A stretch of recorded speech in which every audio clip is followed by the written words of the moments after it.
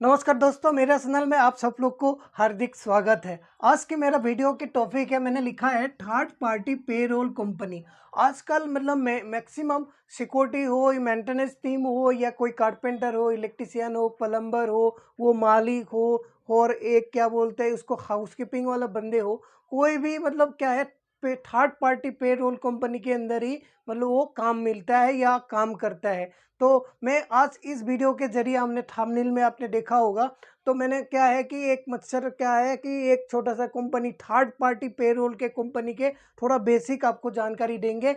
तो आइए चलते हैं। सबसे पहले आपको हम चलते हैं, लेके चलते हैं। तो सबसे पहले कैसे कैसे मतलब थर्ड पार्टी कंपनी को मतलब उसका वेंडर दिया जाता है, कैसे कैसे रखा जाता है, उसके बारे में हम बात कर लेते हैं। सबसे पहले आपको लिखते हैं, मैंने इसको लिख के रखा हूँ कि टाइम ज़्यादा मतलब ना लगे वीडियो को, इसीलिए।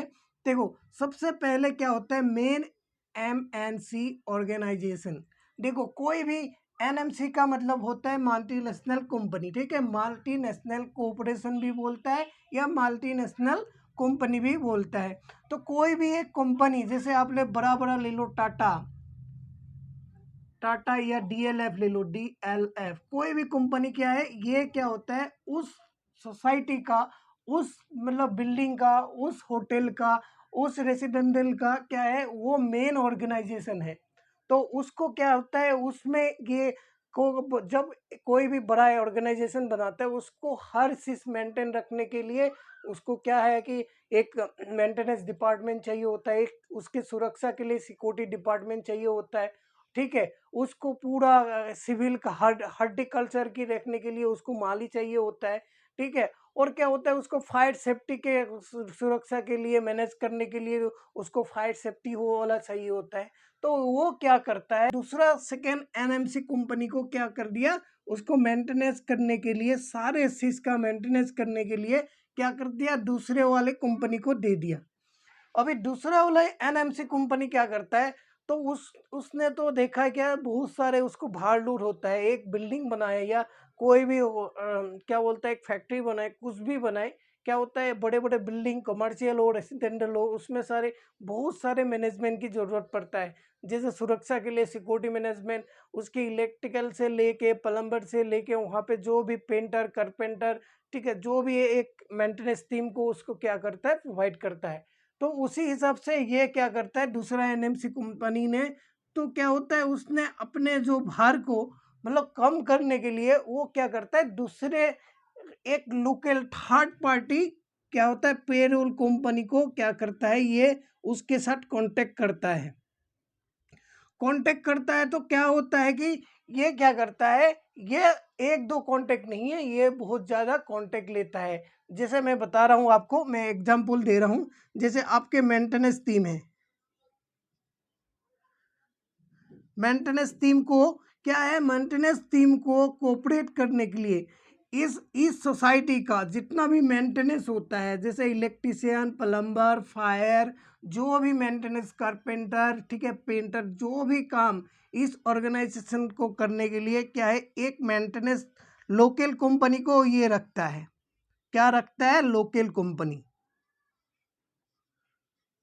लोकल कंपनी क्या हो गया, लोकल कंपनी ये हो गया, जैसे आप दिल्ली में, मैं दिल्ली में रहता हूँ, तो मैं दिल्ली के बारे में बहुत सारे लोकल कंपनी है, जैसे वेल्टेक हो गया, डीईसी हो गया, ठीक है, सान ऑपरेशन हो गया, बहुत सारे कंपनी है। इस कंपनी को क्या करता है, ये हायर करके रखता है। कौन सा, सेकेंड एनएमसी कंपनी ने क्या करता है, ये एक कंपनी को ये सारे चीज देखने के लिए एक कंपनी को इनवाइट करता है। लेकिन क्या है कि और क्या होता है, ये क्या सेकेंड वाले ने क्या करता है, सेकेंड वाले ने थर्ड पार्टी पेरोल और एक इसको क्या है सुरक्षा के पर्पज में किसी एक कंपनी को दे दिया जाता है। जैसे सिक्योरिटी, उस सोसाइटी का सिक्योरिटी के लिए और एक कंपनी को क्या कर दिया है, उसको पेरोल में, उसमें क्या है और एक कंपनी को उसका सुरक्षा देखने के लिए दे दिया गया है। और क्या होता है कि वहाँ पे क्या सिक्योरिटी के अलावा वहाँ पे हाउस कीपिंग का भी जरूरत पड़ता है। साफ सफाई तो पहले नंबर में रखना चाहिए। कोई भी इंडस्ट्रियल फैक्ट्री में है तो उसका क्या होता है, हाउस कीपिंग का क्या होता है, हाउस कीपिंग।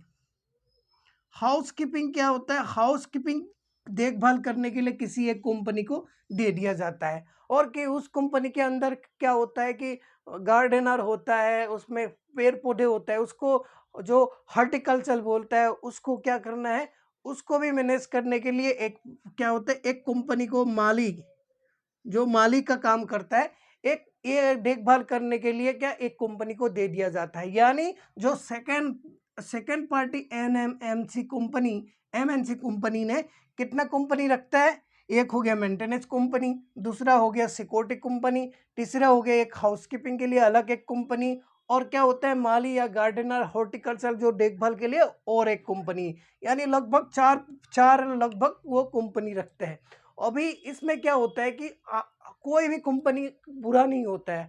आप चाहे क्या होता है कि आप मेन ऑर्गेनाइजेशन में काम कर रहे हो, उसके लिए क्या होता है आपको बहुत ज़्यादा क्वालिफिकेशन होना चाहिए, तो उसके अकॉर्डिंगली आपको जॉब मिलता है, आपके स्किल बहुत हाई होना चाहिए। दूसरा भी क्या है कि आप इसमें भी कोई कोई कंपनी मतलब छोटे लेवल के एनएमसी कंपनी में भी होता है, जैसे उसमें कारपेंटर भी होता है, इलेक्ट्रिशियन भी होता है, प्लम्बर भी होता है, फायरमैन भी होता है, बहुत सारे कंपनी दूसरे नॉट सेकेंड पार्टी में भी बहुत सारे बंदे जॉब करता है। लेकिन आजकल मैं बता रहा हूँ मैक्सिमम ये हो गया है थर्ड पार्टी जो पेरोल कंपनी से ये क्या करता है, ये जब से आया है तो ये मतलब आदमी का जो हक होता है, जैसे ये मेंटेनेंस टीम में जो भी काम करता है उसकी सैलरी से लेके उसकी बोनस, उसकी ईएसआई पीएफ और उसकी जो भी है, तो उसको क्या करता है ये जिस हिसाब से according to rule and regulation के हिसाब से उस बंदे के पास वो पैसा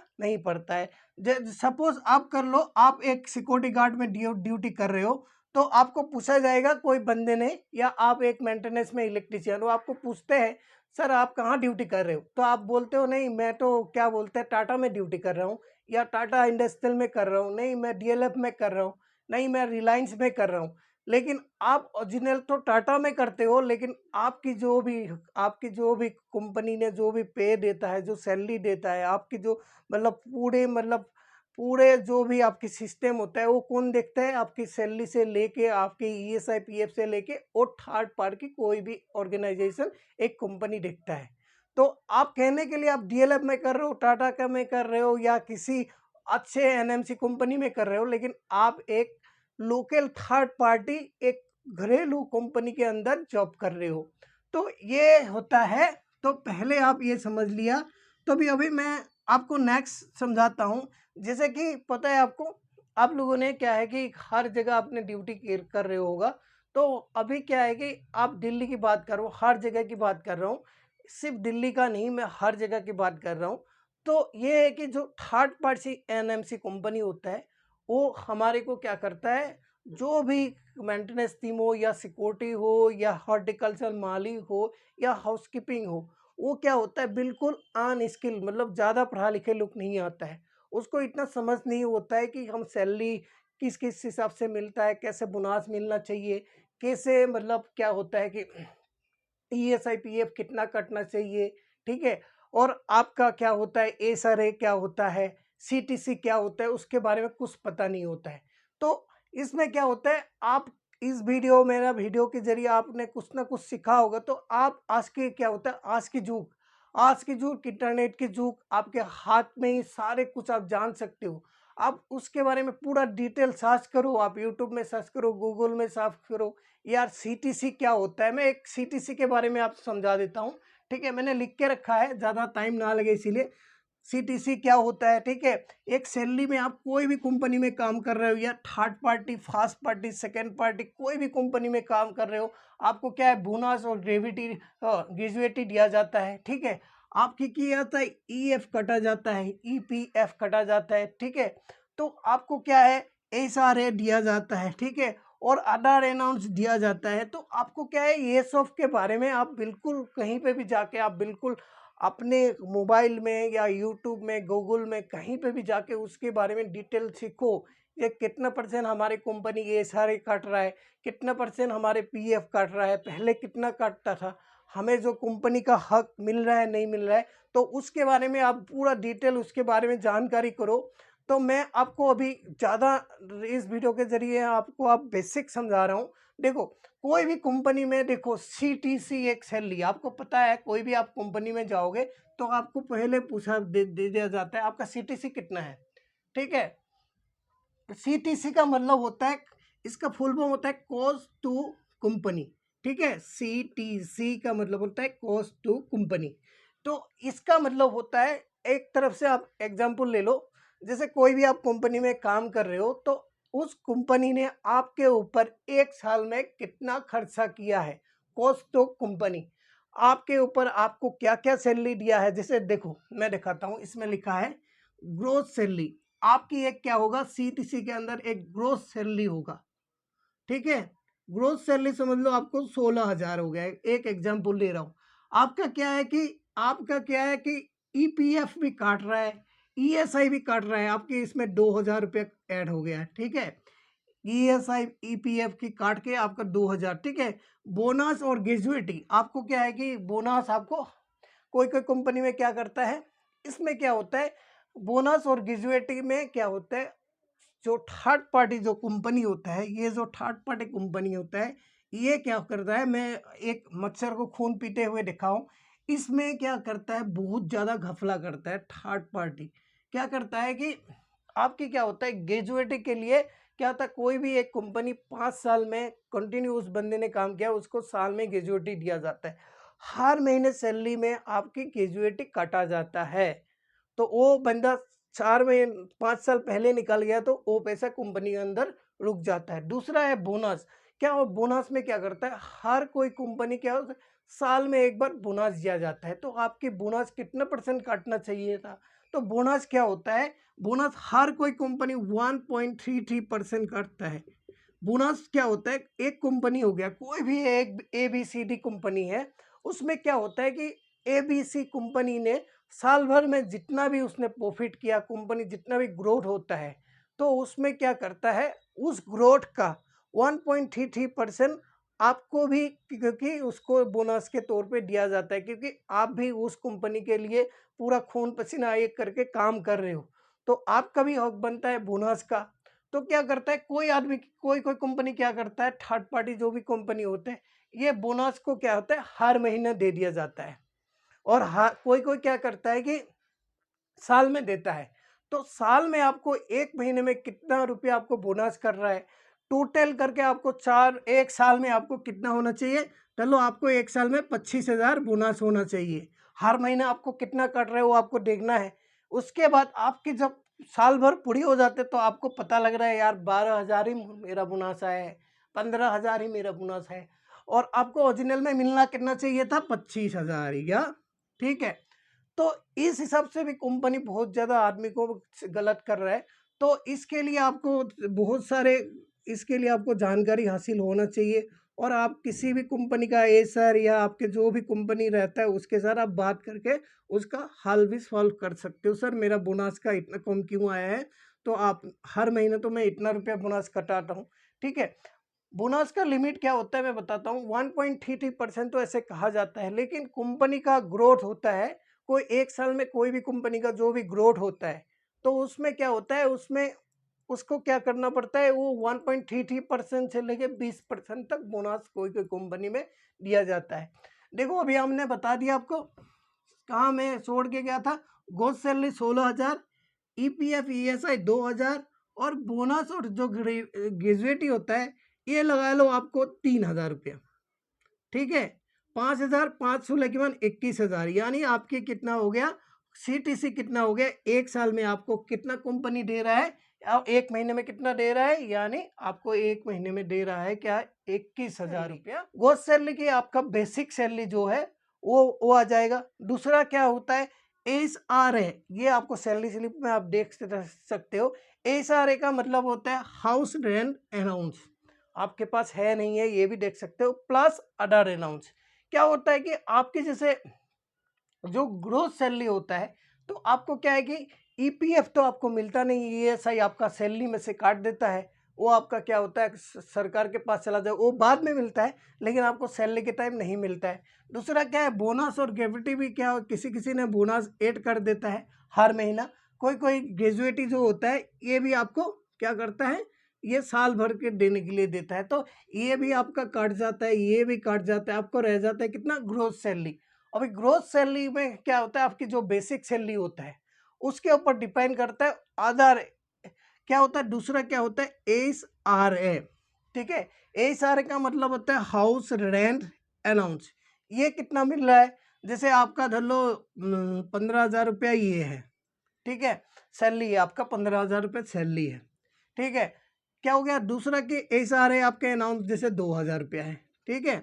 और आधार अनाउंस आपको कोई भी आधार अनाउंस जो जो कंपनी का अलग अलग हिसाब से वो क्या है, 1,000 रुपये दे दिया है। तो आपको कितना, 15 16 15 दूनी 17 क्या 19,000, आपकी जो नेट सैलरी है वो 19,000 तक आ जाएगी, ठीक है, 19,000 तक आ जाएगी। बाकी आपका पीएफ, एसआई, बोनस, ये सब क्या होता है, 1 साल के लिए काट दिया जाता है। तो आपको पीएफ के बारे में बताने की जरूरत नहीं, आपको जानते हो। तो दूसरा क्या होता है कि और एक तरीके से थर्ड पार्टी जो क्या होता है, थर्ड पार्टी जो भी कंपनी होता है और एक तरफ से उसको वर्कर के साथ नाइंसाफी कर रहे हैं। जैसे दिल्ली में क्या होता है, सैलरी थोड़ा अलग, थोड़ा ज़्यादा होता है कि मिनिमम बेसिस लिया आया। तो मिनिमम बेसिस में 3 कैटेगरी में भाग किया गया है। पहला स्किल, दूसरा नंबर क्या है, सेमी स्किल, तीसरा नंबर क्या हो गया, स्किल। तो क्या है कि हर किसी का 3 कैटेगरी में भाग किया गया है। जो मतलब अनस्किल होता है उसका सैलरी क्या होता है, एक एक सैलरी वो निर्धारित कर दिया कि इतना सैलरी उसका होना चाहिए। सेमी स्किल का बता दिया कि इतना सैलरी होना चाहिए, और स्किल का भी सैलरी इतना होना चाहिए बता दिया। तो क्या है कि आपको जैसे पहले क्या करता था दिल्ली में, एनसीआर में, हर एक किसी का एमएससी का हो या कोई प्लम्बर हो या फायर टेक्नीशियन हो या सिक्योरिटी गार्ड को 12 से 13,000 होता था। जैसे दिल्ली सरकार ने मिनिमम बेसिस बढ़ा दिया, तो उसने क्या कर दिया है, उसके बाद क्या कर दिया, कोई भी कंपनी ने को मिनिमम बेसिस को दे वो नहीं दे रहा है, कि उसके जगह किसी एम्प्लॉय को हटा के वो क्या कर दिया है, वो क्या कर दिया है, 12 घंटा ड्यूटी कर दिया है। यानी 12 घंटा जब ड्यूटी कर दिया है, एक आदमी 2 ड्यूटी कर रहा है, और उसका सैलरी कितना कर दिया है, दिल्ली सरकार के अनुसार जो मिनिमम बेसिस होता है वो बढ़ा दिया, उसको 16 से 18,000 कर दिया गया है। तो इस हिसाब से क्या करता है, बहुत सारे कंपनी क्या कर रहा है, आदमी को क्या है, ज़्यादा टाइम ले रहा है, यानी 8 घंटे को 12 घंटा ड्यूटी करा रहा है और मिनिमम बेसिस दे रहा है, ना कि कंपनी को 8 घंटा में इतना सैलरी देना चाहिए। तो आई होप इस वीडियो के जरिए आपने कुछ ना कुछ सीखा होगा। और मैं आपको रिक्वेस्ट कर रहा हूँ कि आप कोई भी कंपनी में काम कर रहे हो, सिक्योरिटी गार्ड, हाउस कीपिंग, जो भी आप ड्यूटी कर रहे हो या जो भी जहाँ पे भी कर रहे हैं, आप हर एक सैलरी स्लिप एक बार आप सर्च कर लो, उसमें जो जो भी लिखा है उसके बारे में आप डिटेल सर्च करो। ये सारे क्या होता है, बोनस क्या होता है, सीटीसी क्या होता है, ग्रोस सैलरी क्या होता है, पूरा बेसिक जानकारी आप ले लो। और आप मेरे वीडियो में कुछ ना कुछ सीखा होगा, तो आप मेरे चैनल में नए हो तो प्लीज़ आप सब्सक्राइब कर दीजिए और बेल आइकन घंटी को बजा दीजिए। तब तक के लिए नमस्कार, जय हिंद।